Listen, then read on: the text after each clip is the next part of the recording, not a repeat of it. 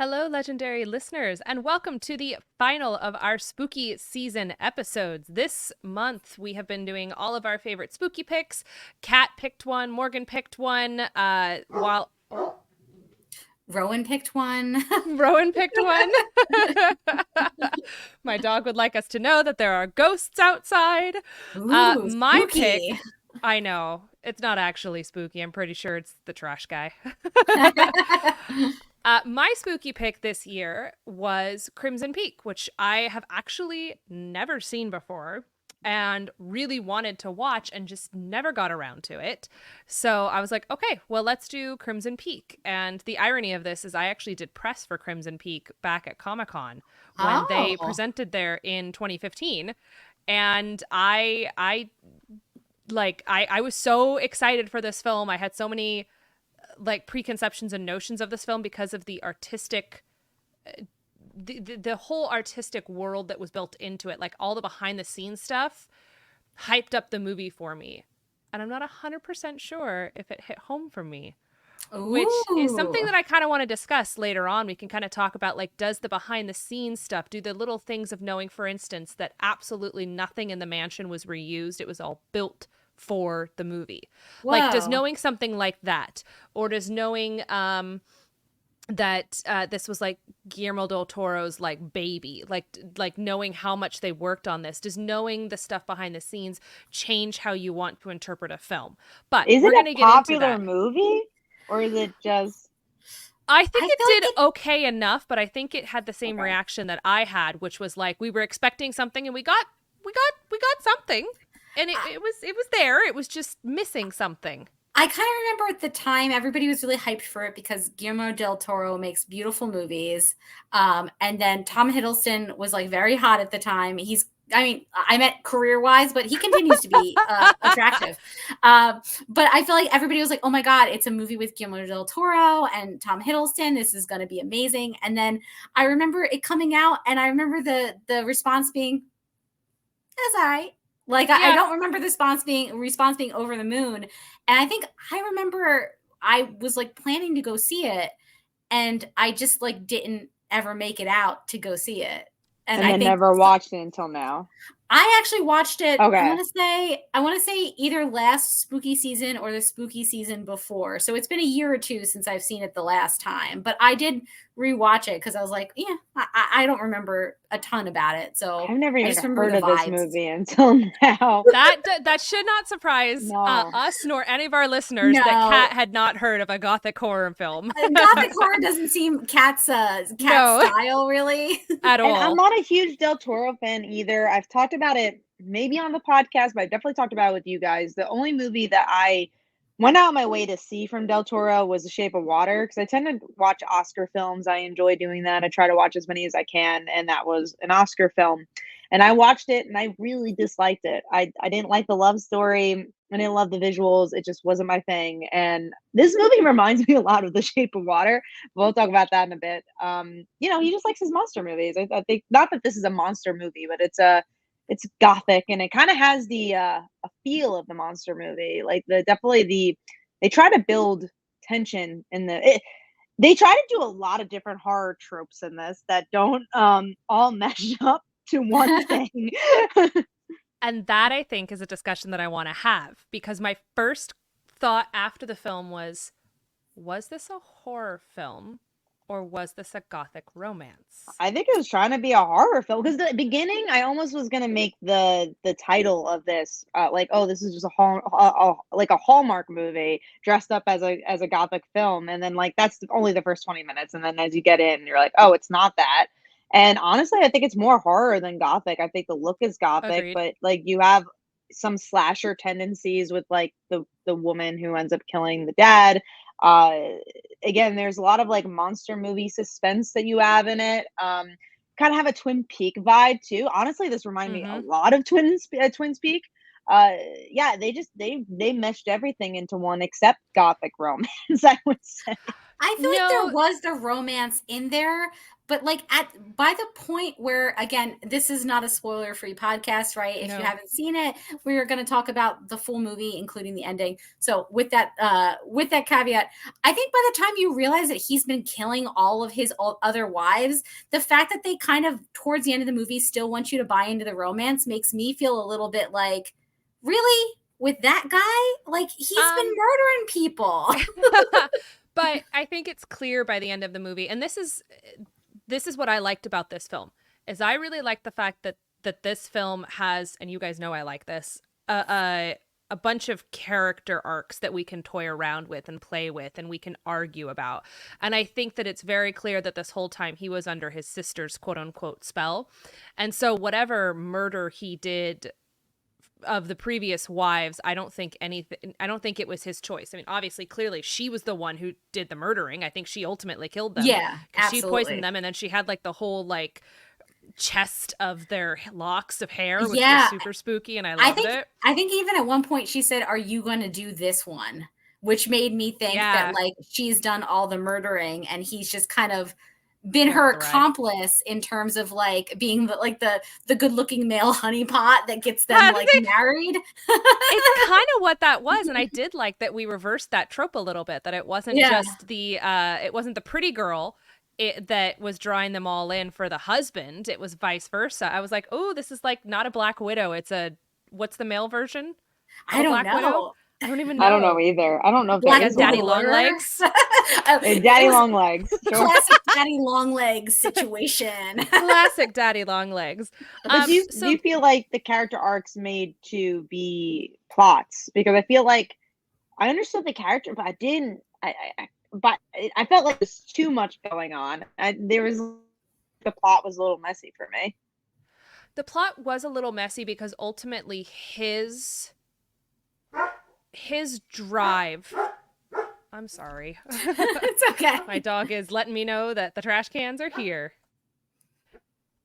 His drive in this film was not 100% clear to me. And I think if we understood the drive of our male protagonist / antagonist a little bit more clear, that would help me. Because you had a couple aspects. You had the aspect that clearly he wants to keep this house. But why does he want to keep the house? What is so special about this house? That house is disgusting. Jacked up. Move out. It's falling apart. It's cool, like artistically, and we're going to get into that in a minute. It's beautiful, but who want to live there, y'all? And at that point, he had several rich wives. Like, just use any of their money. And I think at one point she says, we could live anywhere. We could live in this place. We could live London, Paris. Like, I thought she was obviously trying to get a reaction out of him when she said Milan. But I mean, the point stands that, with her money that she just got, like, they could literally just go move anywhere. Like, why is he obsessed with this old house? And that's what frustrates me, is they try to buy into the fact that he's obsessed with the house because the woman's obsessed with the house. His sister's obsessed with the house. So if his sister's obsessed with the house, why? What is this connection to the house? I know that she's insane, and I know that they're like, oh, we have to keep the house in the family. But if they had made it very clear that this house maybe had like ancient ties, or they had to stay in the house because everybody who leaves the house dies, like there was just something missing there that would have made their necessity and connection and need to stay in this house, thus murder people to stay in the house. I think that would have given us the added story bit that we were missing to have made their drive to do all this evil stuff just enough to be convincing. Oh, I see that we have Danny in the chat. Danny is one of our Patreon supporters. Danny says, ooh, just in time. Have never seen Crimson Peak and probably never will. But this conversation is fascinating. Yeah, I think that was one of the things. And it kind of reminded me, as we've been talking about like a lot of different horror movies this spooky season. It reminded me a lot of the movie we said was kind of like Your Next, Ready or Not, where she marries into this old money family, and they play this game where like if you get the wrong card, like the family hunts you, which is crazy. But they have like this backstory that like if they don't do XYZ, like they made a deal with a demon, and the demon's going to like kill the whole family. So there's some stakes and there's some reasons that they're doing these crazy things. And I agree, Amy. I feel like the jump between like, yes, they're having him marry all these rich women, then they're killing them and stealing the money to upgrade this house, which apparently they're not putting a lot of that money in the house. Let's just go ahead and say that. Like, there's literally snow coming through the roof. Like, you shouldn't live there. That place should be condemned. But like, why are they so obsessed with saving this house? And I think there was just an opportunity there that they missed. And I'm glad you mentioned Ready or Not, because I think that's a good example of like a movie that moves well. It's just kind of, it's not my favorite movie in the world, but it's fun Gothic horror. Where you're like, okay, you follow this one girl and she's, running across the house and trying to live. This, I felt like there's so many mechanical pieces. We're trying to figure out, like you guys said, why are they in the house? What is their motives? And I just felt like it was a slog to watch, honestly. It was just like, it felt like 15 different movies in one. And again, I thought maybe it was because I'm not a huge Gothic fan, but I also don't know if they did, like you said, I don't even know if they did that correctly. I liked the atmosphere of the movie. I liked the costuming. I liked the creepy house with the bleeding walls because of the red soil underneath and how it was kind of bubbling up. I liked how the snow was literally coming right through the roof. So that gorgeous. Was so pretty, so cool. The house itself, like that part of the Gothic horror, like there's this house and there's stuff, there's ghosts clearly in it and it's spooky. I thought they did a great job with atmosphere. Where it kind of fell down for me a little bit was like kind of the plot and the characters, where I feel like the movie wanted you to feel more about the central pairing between Edith and Tom Hiddleston's character, Thomas. Ironically, his name is Thomas. I know, but they never really got me there in terms of like, I didn't know that until the very end of the movie, where it's kind of revealed that he has fallen in love with her and he's trying to protect her. I didn't know he was in love with her. He's still like watching his sister poison this woman the entire movie, pretty much. He only has a change of heart at the end. I feel like they needed more than just that one scene of them when they get snowed into town and they have to take a room together. I feel like they needed more than that one scene of them like connecting in a way where he wasn't manipulating her for me to buy that he really had like legit feelings for her. I would argue that there was enough suggestion of it in his body language, specifically in the way that he got closer to her as the film went along physically, but also he smiled more. And it was a genuine smile. And so there definitely was a level of connection that made it clear to me that he was falling for this woman. Danny's comment in the chat says, "This sounds like bad fanfic come to life." Here's the thing. I actually would argue that the pacing of this film matches general Gothic pacing. Which tends to be slower. It does tend to be slower. The idea is to kind of like build up dread, like what could be behind you? Is it maybe your dog playing with a squeaky toy, or is it a ghost? Or an oven. You're not watching the live stream. If you're not watching the video, you will see my dog is just dry. He's just going all over looking for things. The neighbors' dogs are running around right now, so he really wants to run outside with them, which he's not allowed to do because we've got a major street nearby. Why they're running around? That's a conversation. That's an open question. You talk about the pacing of a Gothic story, of a Gothic novel, of a Gothic film. And I would argue that this matches, that it takes a while to get into where the spooky comes into fruition. And my dog is just sticking in the trash. Gothic horror, not my favorite. And I think it's because of the slowness of that type of horror, which is just not what I'm here for. I tend not to be here for. It's so funny because I really do.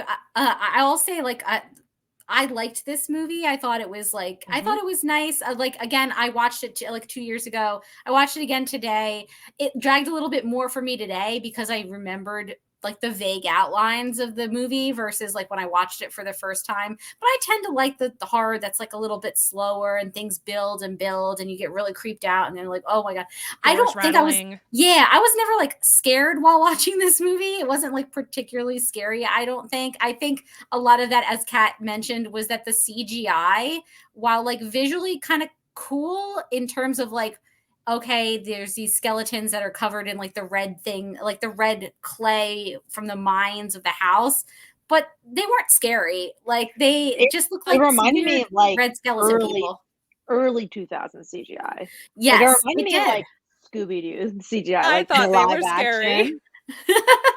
I'm just saying, I thought they were scary. I did not like them because ultimately, I liked the dichotomy between the idea that these ghosts are trying to do good. They are trying to warn her to get out. They're like from the start, they are beware of Crimson Peak. Like they're trying to protect her, but they're utterly disgusting looking. But they're really scary looking. So it's they're hard really to scary looking. To and believe that they're not good at like telling you specifically what it is. communication. The communication Not skills helpful. of these ghosts is just not great. And I forgot to mention, as a genre, ghosts are involved in this too. There's so many freaking genres in this movie.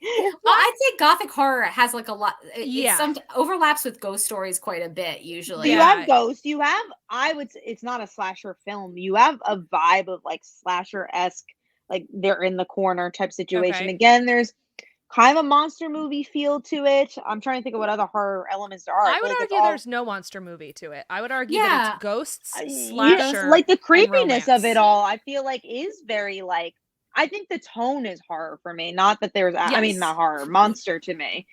Oh, Especially, interesting. yeah, because especially if you watch a lot of his other films, again, Shape of Water being an example, maybe because I'm just seeing Shape of Water in my mind. Like Shape of Water is about this like fish creature, and it kind of feels gothic, and it's a romance about this fish creature that this woman kind of falls in love with at like a science lab, like falls in love with the science experiment. And the tone is very similar, and maybe that's why I'm connecting the dots with it, but I don't know. I wonder if it's because the ghosts have a more physical monster-esque look. Maybe, maybe. honestly, so probably, yeah. It feels monster even though it's not monster, because ultimately I would say that the ghosts have no ill intent towards our protagonist, towards Edith.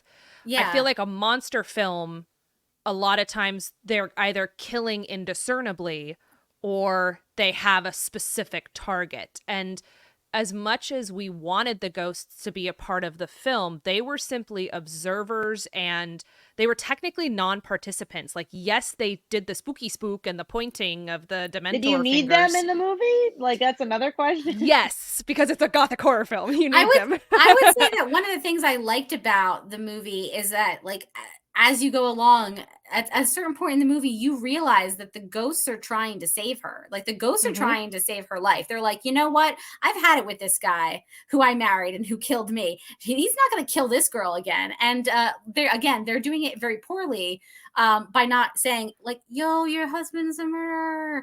But they do like, they point her in directions of like evidence. Solve the mystery. Of solving the mystery. They're giving her clues to allow her to solve the mystery of like seeing the trunk with the names on it and going like, wait, who's like, what was it? Edna Enola. or who's Enola? And like, why is their trunk down here? And then she finds the old canisters with the voices on it. And that's when she knows like, uh-oh, I'm screwed.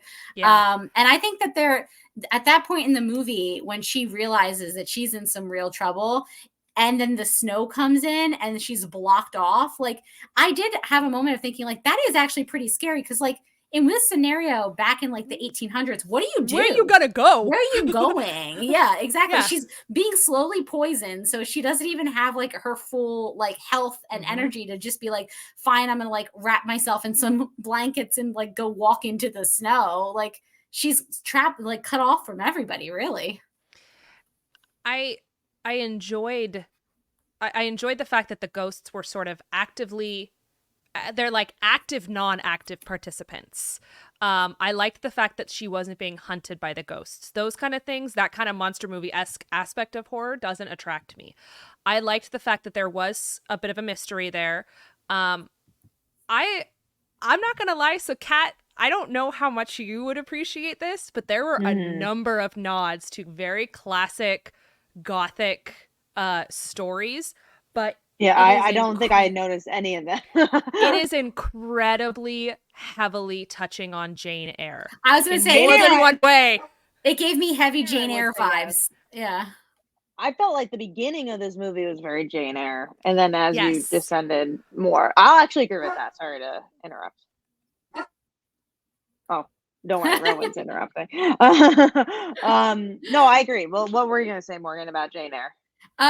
Which it's funny because I've actually don't think I've ever read that novel all the way through. I don't think I'm going to at some point, but I haven't. But I know that, like, I know some of the plot beats of Jane Eyre. It's like the unreliable husband that she starts to question. You've never read it all? I've never read. Oh, Somehow man, I read I've it in high school. It's hard. I feel like it's not easy. Really, I feel like I would like it.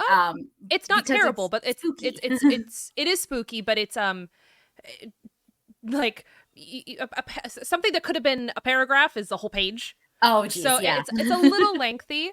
But yeah, no, that Mr. Rochester is already married thing. That one didn't surprise me when they're like, he's already had a wife. I'm like, well, obviously he's Mr. Rochester. Well, and that's the movie. I haven't read it since junior or high school. So that also his wife is crazy, right? Like in the book for Jane Eyre. Yes, okay. Yeah, his wife is crazy, and so he can't divorce her legally. So he can either commit her to like an insane asylum, or he keeps her in the house. And isn't she in like the attic? In the house. Yeah, she's in the attic, and she's haunting. The house burns down.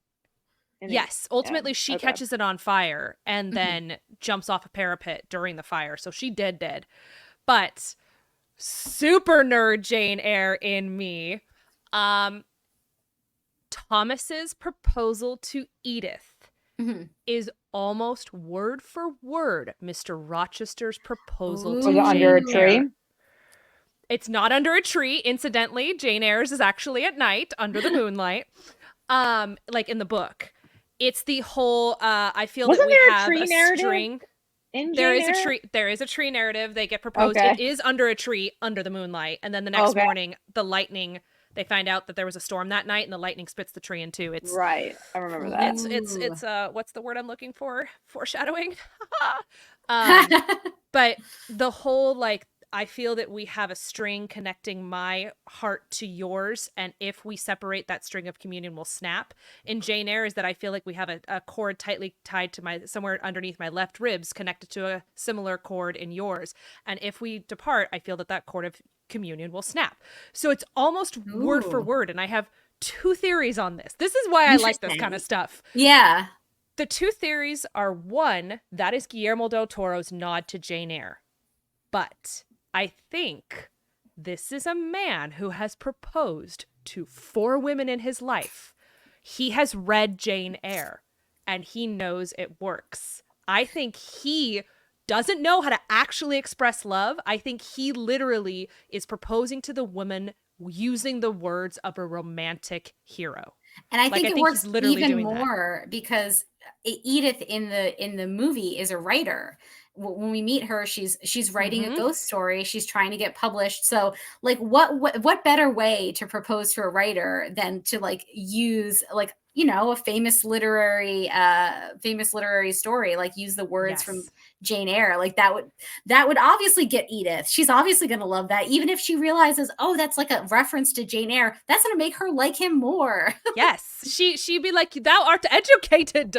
Oh my God. You read? There's that. There's the waltzing, which has very Pride and Prejudice vibes to it. Definitely. Yeah. It's just, it's so filled with all those alliterations to different Gothic films and different Gothic stories. And I really enjoy that. What is a little strange to me is the like incestuous relationship between him and his sister, because all I could think about was Game of Thrones. I'm very confused by that. Yeah, I thought maybe I like misheard something. I'm like, what is going on with them? we were missing something. We were missing, I think it would have been more effective if they were twins, honestly. I know that that twin incestuous trope exists, As a but if twin, they had I been no, I twins. don't want to see that. Cat's like, Stop. don't make it worse. Please don't. But it is like a common. Anyway, we're not talking about that because that now gets incredibly awkward. But I wish that there was some sort of very like I wish that we had some history. And I honestly, we've established that he's willing to do flashbacks in the film. I would have liked a flashback to the two of them at some point, like maybe seeing where this relationship forms, understanding that she protected him from his father, and that maybe that's what encouraged them to pursue this physical relationship. Clearly they have chemistry. It's just there was just that understanding and clarity of Edith's intention is missing in the film, and without that, the final resolution of the film lacks. Yeah, It feels unfinished. I felt like, to me, Thomas's character was just all over the place. It was kind of whatever the movie needed him to be, and I wanted more of like I wanted more for his character. Like, how did he get involved in this incestuous relationship? How does he feel about the incestuous relationship? I feel like I came out of the movie not really sure. It felt like at times it felt like he was all in, and at times it felt like he was bullied into it. And so yeah, I think that I think Tom Hiddleston did a really good job. Like, I think I think they relied on Tom Hiddleston's like natural charisma and the fact that he has chemistry with pretty much everyone. To like the detriment of actually like writing the character a little bit more consistently. They're like, oh, Tom Hiddleston's got this. And he was like, I mean, I can smolder at you, I guess. Is that what you need at me? Yeah. I think that Tom Hiddleston's natural charisma was a detriment to his character.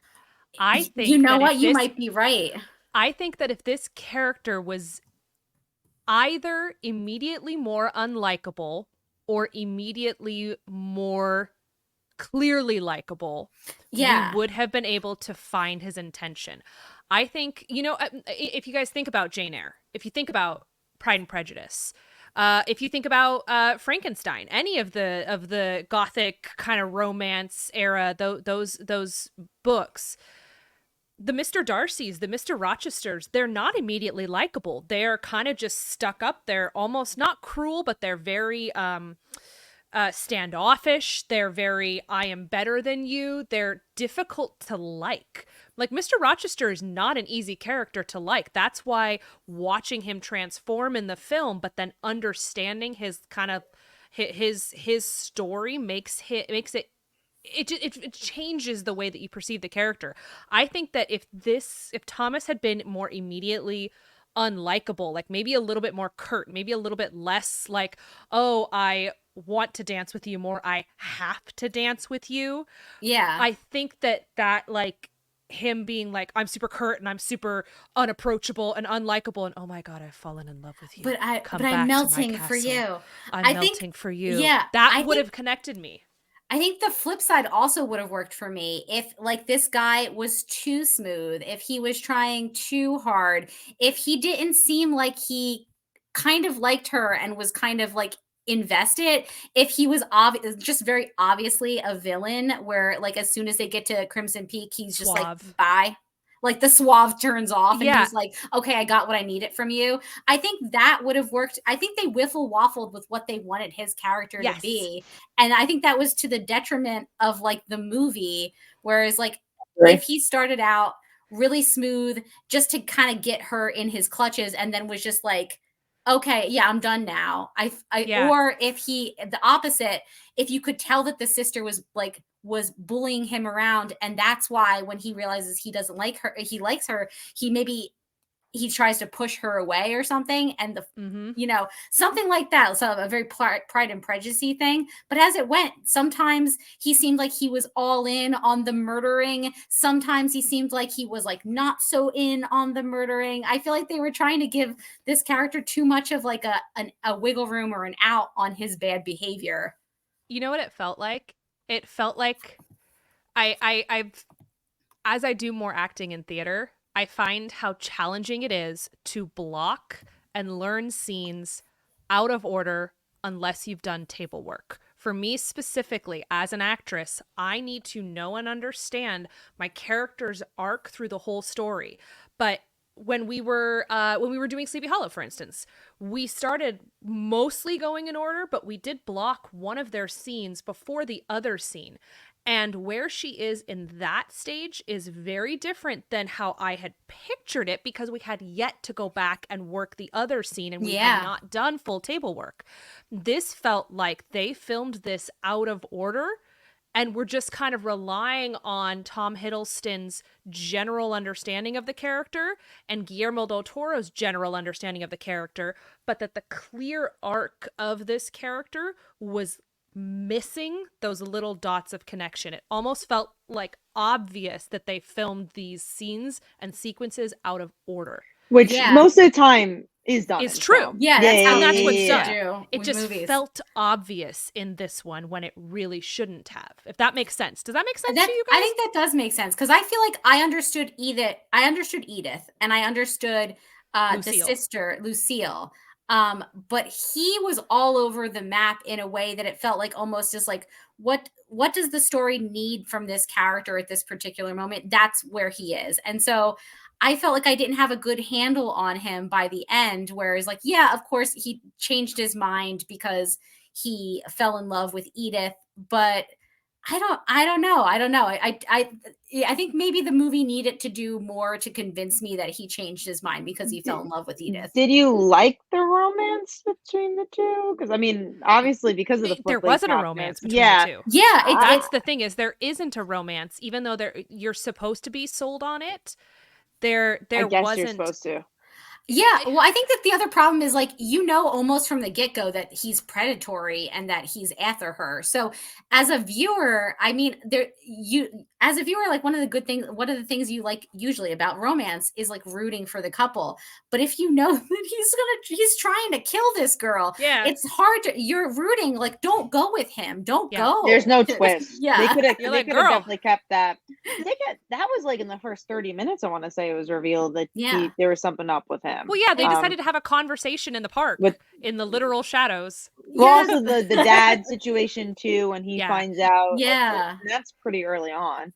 I feel like maybe had they held that tighter to the chest and made it seem like, okay, this is actually this is a Gothic romance. They are in love. There's nothing wrong with this guy. He is a prince, and he's sweeping her away. And then you get to Crimson Peak, and then she starts to go, uh-oh, what's this? What's all this? Yeah, I feel like that might have worked better, because by the time he is proposing to her, the whole thing is a plan between him and his sister, and you have a pretty good idea that they just want her money.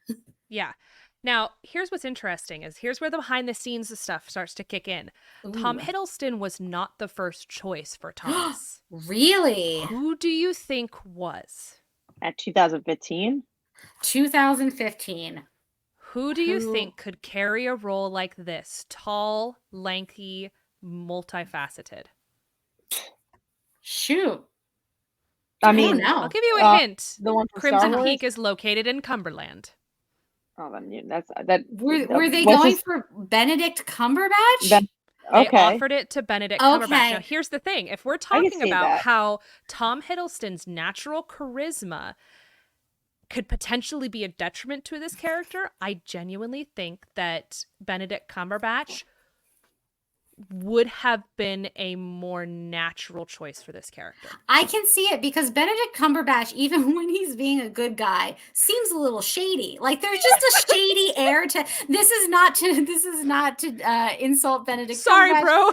Who is a very good actor. But yeah, he does just seem a little bit off-putting at all times. And I feel like he could have used that kind of weird Sherlock energy. And then you'd be like, oh, no, he's definitely a murderer. I buy that. Incidentally, Jessica Chastain, who does not have an English accent normally, who did she did an accent in this film. She sure did. She was actually originally approached to play Edith. She read the script and said, Lucille's more interesting. Can I play her? And Guillermo del Toro was like, all right. That's so funny. His initial choice for Edith was Emma Stone. So it was supposed to be Benedict Cumberbatch and Emma Stone. I don't know about the Emma Stone part. I thought Emma Stone, I cannot imagine, because she's a very agree. it's a weird way to say this, but she's a very modern seeming person. Yes. And Well, she the played in The actress, Favorite. oh, I haven't seen She's that. got such a So comedic background, though. I would have a really Um, hard time dissociating that comedic background. No, I would watch like La La Land, stuff like that. I think she's pretty convincing. Okay. She's a good act. I mean, she's a No, she's a great actress. multifaceted actress. Because I was thinking Corella, and she Oh, plays that's that as true. well. So yeah, That's true. I just see her like less of like an 18th century heiress and more of like somebody Easy, from eh? 2023. Yeah, exactly. Like definitely somebody watch who's The modern. Favorite. I think you'll Okay. see in The Favorite. And this is, I can't believe I've seen The Favorite before you guys have. Again, I it's just the can't Oscar bait I stuff. can't believe it either. I But I also have can't seen believe it, it. and I also really disliked it. So we'll have to Which watch means it Morgan and I report will love back. it. oh no, I genuinely think you guys would really like The Favorite. I think it's up Nice. your So alley. So let's talk about Crimson Peak's artistry, because this is one of those films, I think, where you can go and appreciate the artistry and appreciate the set building and appreciate to an extent the world building, the imagery, the the allusions, spelled with an A, to Gothic horror and Gothic novels, and use that to potentially offset any flaws in the plot. So think about what do you guys see as the thing that you go, okay, wow, I may not have liked this part, but damn, I really liked this. Like for I, me, it was the house design. yeah, I was gonna say mostly just the visuals when it came to anything that wasn't CGI. Like the visuals that was actually like set design or costuming, I thought was really well done, and I'm not Mm-hmm. surprised by that. But also, this is just not my movie. It's so hard because there's elements where I was like, "Oh, Kat could like that," because again, like the woman murdering the father, I was like, "Oh, that was kind of fun." But that's like 2 seconds of this kind of boring movie in my, at least for me. Like I was really bored by it for most of the time. And then you can at least have like, okay, well the characters will sell you. And like you guys are saying, and you guys are fans of Gothic horror, the characters were all over the place. Yeah. Yeah, I Kat think or mine Morgan, would what about be you? mine would be the vibes. I The just feel like atmosphere. the atmosphere, like Guillermo del Toro, I've seen a couple of his movies. I haven't seen all of them, but he's really good at like atmosphere and like visuals, and the visuals in this movie are so beautiful. She walks in and she sees the leaves coming through the ceiling of the house and like sort of swirling around in just this one section, and then she's like sort of walking through these dancing leaves to go anywhere, and like the way that the house is sort of falling apart around her is like kind of symbolic of like the rot in that place. And I just thought the red kind of seeping up through the floorboards and stuff like against the wall, like coming down the walls, stuff like that was like very atmospheric, very cool.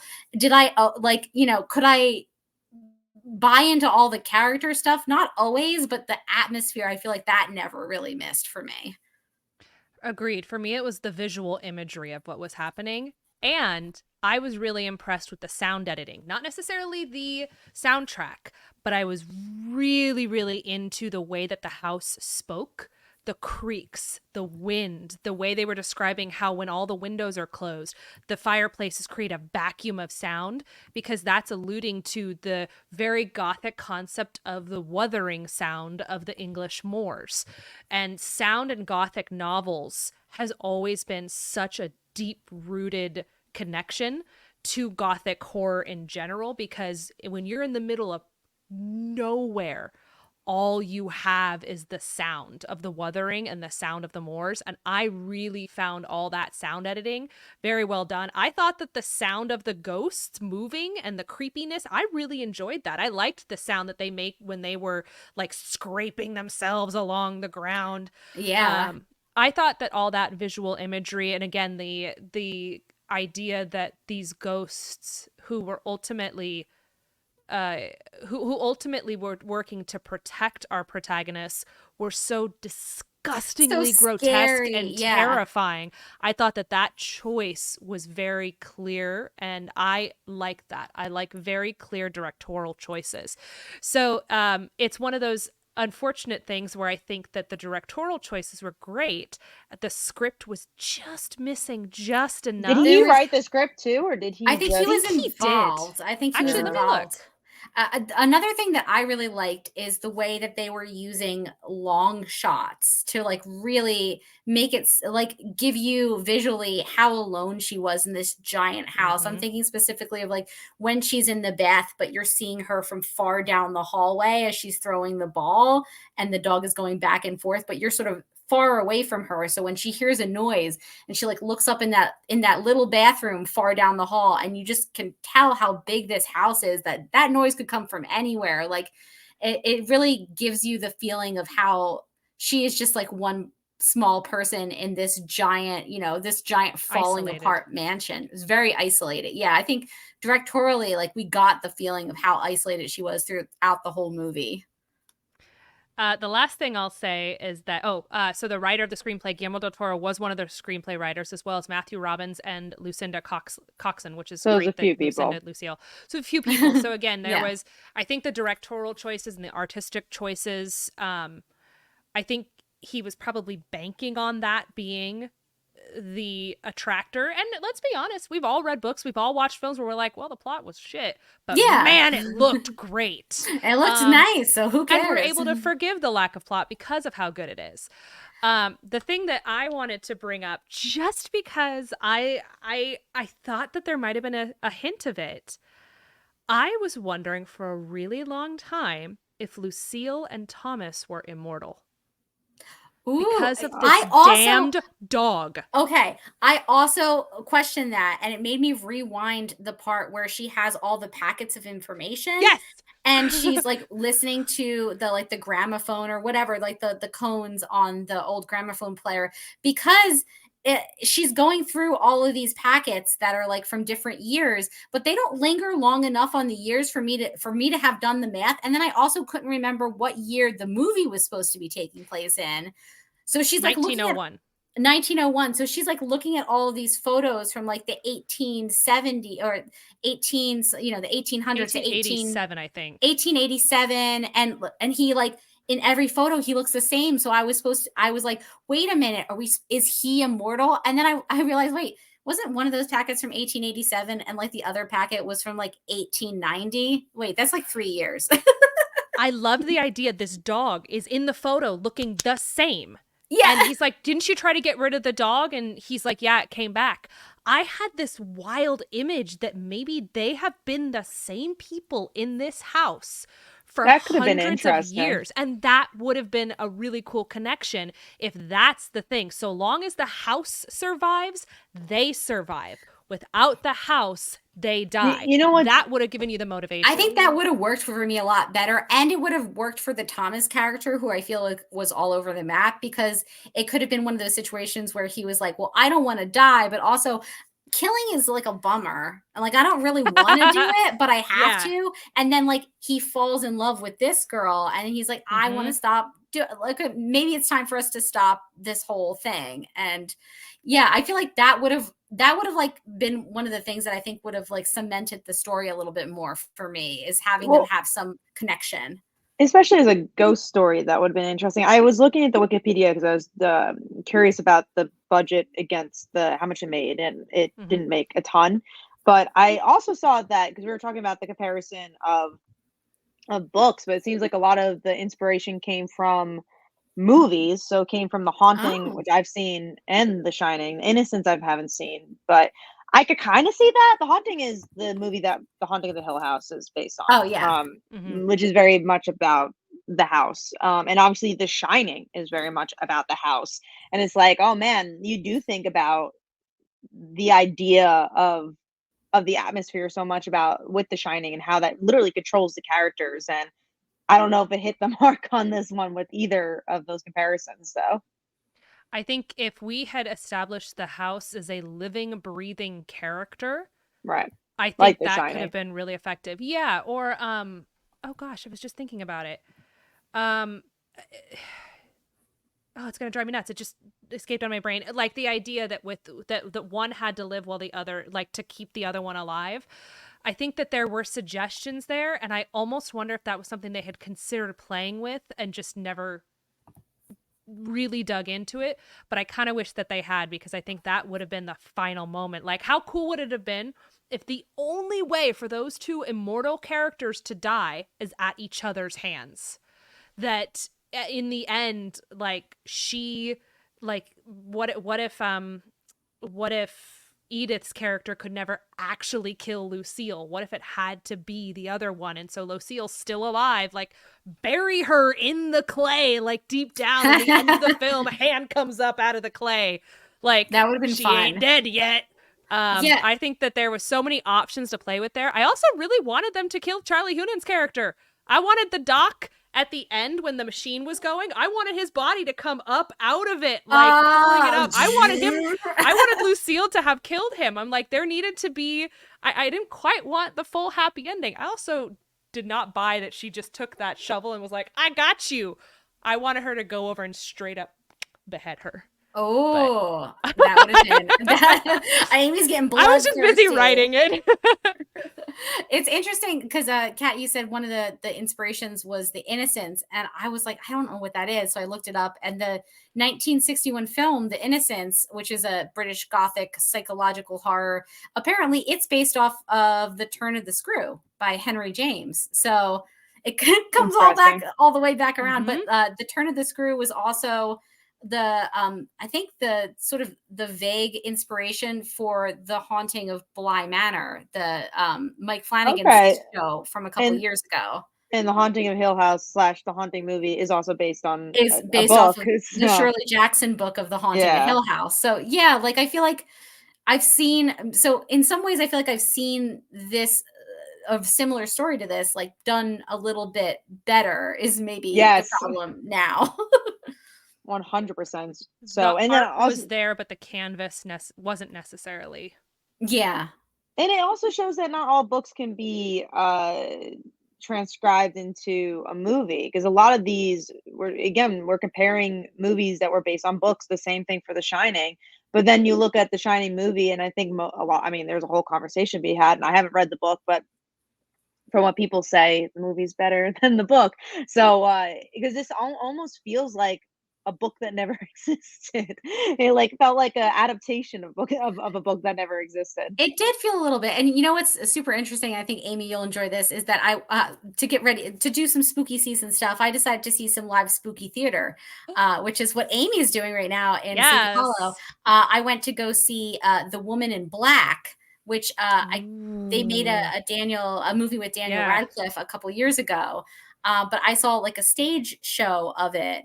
And it was very kind of similar to this, honestly, in that it's Gothic horror. He's in a house that's like really isolated, and he can't get out once he gets in because like the moors, there's all this water everywhere, and he can't escape, and he's seeing ghostly shadows and things like that. I think it really worked really well on a stage, even though it was like the staging wasn't overwhelming or anything. They were doing a lot through like telling you the spooky story and like telling you what things sounded like and what things like, looked like, and I saw this shadow over in the corner. So I feel like you can do a lot with that sort of Gothic vibe, even with like a stage play. So I feel like that the sort of Gothic horror, the checklist, people do it because it's effective. Like you put somebody in a spooky old house that's falling apart, and I'm gonna be creepy already. Yeah.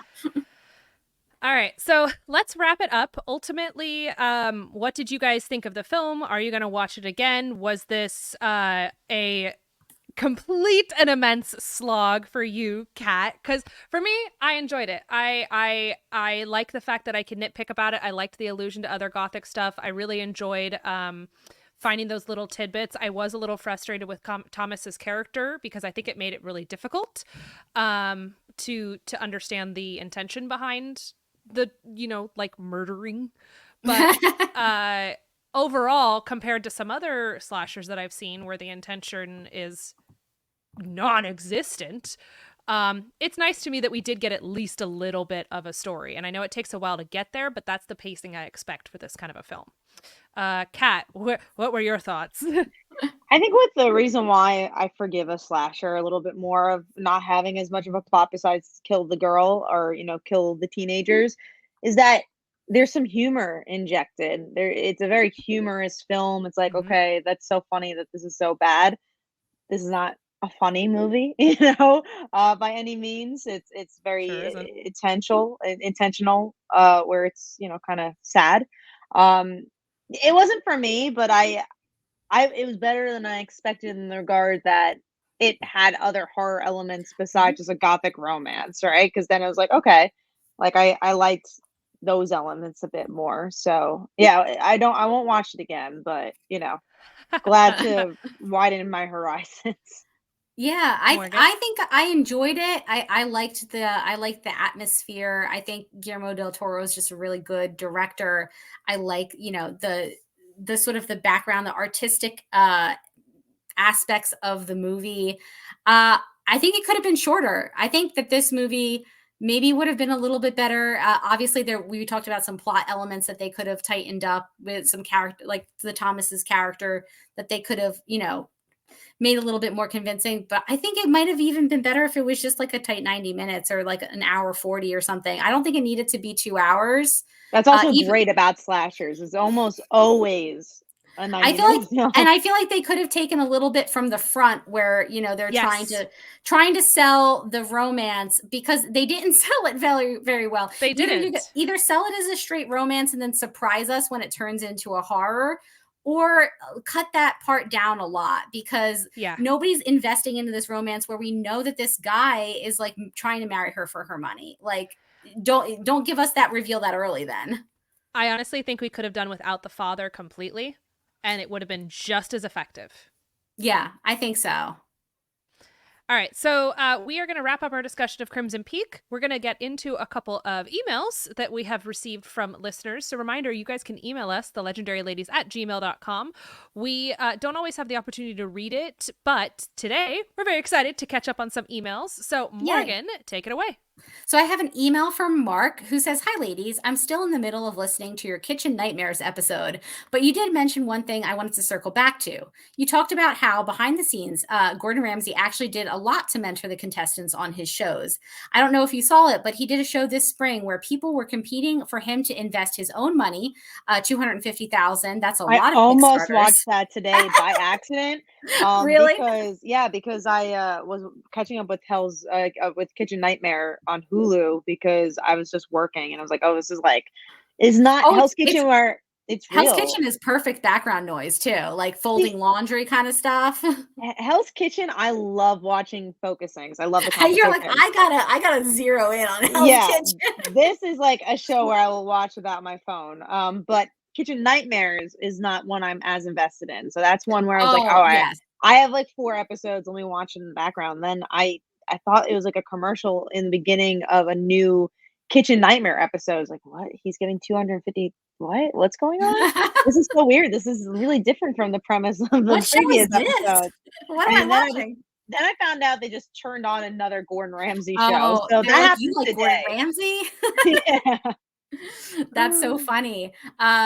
So it says, yeah, so I guess he gives away his own money and invests it in their business. Mark said, of course, every week he had to eliminate someone, but I was struck by the way that when he did that, he also took a few moments to praise what they were doing with their business and tell them to keep up the good work. I thought that was, as Gordon might put it, really fucking nice. Uh, he said, I'll also say that if I learned anything from years of watching Kitchen Nightmares, it's that I am never, ever going to open a restaurant. No, it's a lot of money sunk in, it seems like. No, the margins on restaurants are incredibly thin, incredibly thin. Mark goes on to say, okay, question corners. The first one is specific for Morgan. Have you sent your name in to the governor yet, offering to be the next senator from New Jersey? Not to put you on the spot, but so far as I am aware, you have never been indicted and you've never killed anyone. So that's got to be a plus. He says, Amy, I was going to ask you the same question, but your governor moved too quickly. Yes, that's true. One of our senators has done maybe some light treason. We're not quite sure. You know what? I want to say that we're shocked, but this is New Jersey politics, so everyone's just kind of taking it in stride. He should step down, though. That guy should definitely step down, as this is not even his first indictment. That's true. Not even his first. New Jersey politics are fun. So Mark said, okay, more seriously, because Morgan has far too much common sense than to want to move to Washington. A question about marketing the DCEU. When WB was starting the string of movies, they made the point that they were going to be filmmaker driven and that the various directors would have a lot of control over their own movies. Unfortunately, what happened is that audiences went to Aquaman and Birds of Prey and the Suicide Squad, etc. And the films were different enough that the rap became, there's no consistency to the DC brand. You never know what you're going to get with DC, etc. Assuming WB wanted to keep the director-driven aspect to the films as opposed to the more top-down approach across the street at Disney, how would you try to sell that to people and get past the lack of consistency noise on social media? Hated Aquaman, go see Blue Beetle. Hated Blue Beetle, go see Aquaman. There you go. I think maybe, I mean, they're doing a cinematic universe. So my first inclination was to be like, you don't have to do homework, just go see a movie. But you do apparently, because they're going towards the cinematic universe that's all interconnected too. So yeah, I don't know how I'd market that to like the general public versus marketing it to filmmakers is easy. It's like, hey, you have a vision. You don't have to do it just like everybody else does it. Like, do your own movie. But yeah, I can see how the audience might be like, but every movie is so different. I don't know that I have a solution. Yeah, I don't know. I don't think any of us do. I think the solution is take a break. I think that the solution overall in general is no more. Like for a hot second, which calm down. Incidentally is what's happening right now because there's no one to write and or act in your films. That's true. There's going to definitely be a break, and there's not as many. I mean, if you go from the Marvel side, there's not as many of those TV shows that they were giving us every month. I think there's a point where it gets too oversaturated and break. Yeah, they're burning people out. I think except Gordon Ramsay. There's not enough Gordon Ramsay. Gordon Ramsay's cinematic universe is amazing. You know, you're gonna want to watch Kitchen Nightmares, and then you're gonna want to follow that up with MasterChef. No, I think maybe the messaging is just like, hey, they're good movies. Each one of them a different movie, all on its own. Also good. Maybe that's sort of how you message it. It's like it's not all part of, you know, like a TV show that you watch, but you go to the theater to watch. It's like it's an individual film. I don't know. That would be my pitch. Mark ends it by saying, have a great week and don't eat any chicken that's been sitting around for so long that the juice is fizzy. Yeah, we don't want that. As I was, Amy, when you were stepped away, I was saying that I was catching up with Kitchen Nightmares while I was working today. Oh, and I did not mention about the chicken. That's where that came from. Yeah, that's where that came from. Mark was telling us about another Gordon Ramsay show that Kat almost accidentally watched, that he gives away his own money. And I decided I had enough of Gordon for the day, but I love Gordon, but I could only follow the two shows. I was like, I don't think I could put a third one on here. But you know what, Kat? You know it's always waiting there for you. There's always more Gordon Ramsay content if and when you want it. I haven't ever seen MasterChef, so I know there's.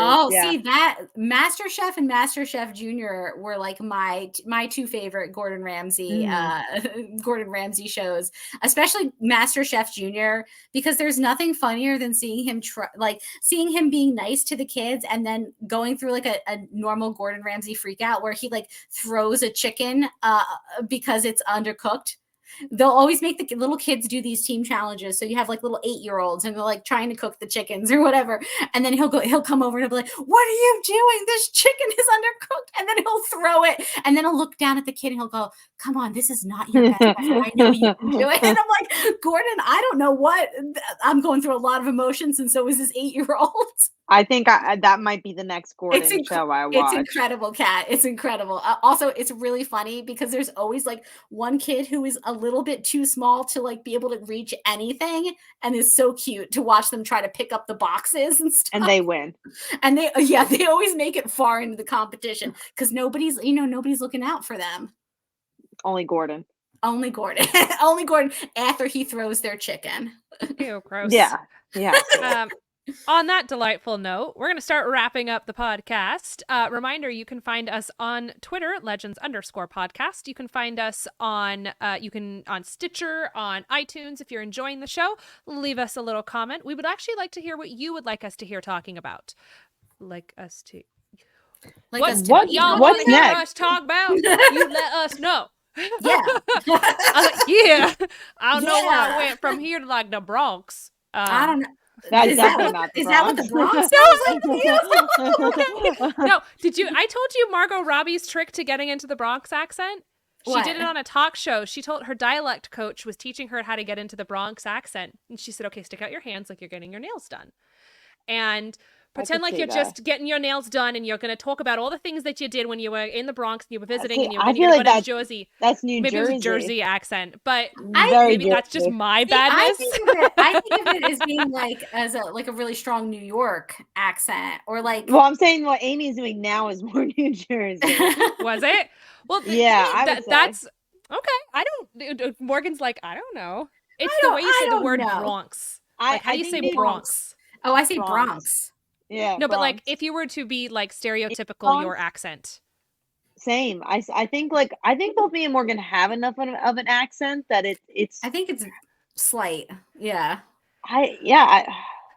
Bronx. I think most So, people would like, be. how would you say it, like, in your accent, like Mhm. really overdo it? I'm going to get my nails done in the Bronx. I'm gonna get my nails done in the Bronx. You're gonna get the N and the X. You gotta really. Yeah, I think I would. Bronx. How would I? Bronx. Oh, I'm gonna get my nails done in the Bronx. That's I the agree with that. Bronx. But I interned one time with a lady who had like a really strong like Brooklyn accent, and those are easier. delightful. Yeah, those are delightful. All this is to say, you can find us on Yes. Stitcher and iTunes. We're also doing a whole entire podcast on dialects of New York City, you imagine? Which I have no concept of. Backed by popular demand, our dialect episode. Dialect coaching with the legendary ladies.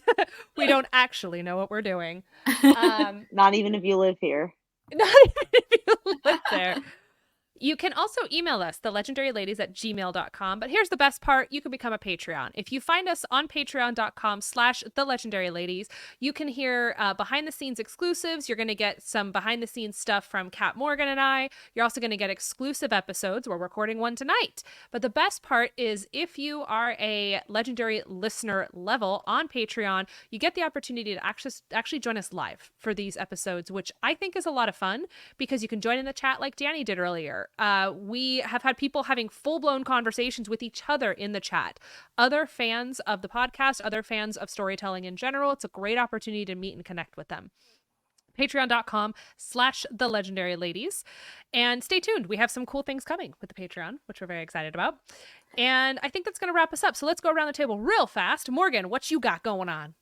You can find me as usual on Instagram and Twitter at Mojotastic, and also as a co-host on Supergirl Radio, where we just watched a documentary about DC supervillains.